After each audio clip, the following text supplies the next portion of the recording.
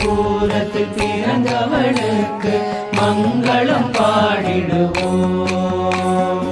அழகன் அரங்கனை மணந்தவளுக்கு மங்களம் பாடிடுவோம். சித்தரின் தோட்டத்தில் தோன்றிய கற்பக கொடியாம் நம்மாடாள் விட்டுவின் பிரியா நாயகி போல பொறுமையின் எல்லை நிலமாடாள். செவிட்டா தமிழில் வேதம் ஓதிய கோதைக்கு ஆரத்தி செய்திடுவோம். நம் கோதைக்கு ஆரத்தி செய்திடுவோம்.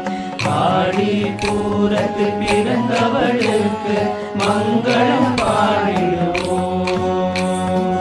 அழகன் அரங்கனை மணந்தவளுக்கு மங்களம் பாடிடுவோம்.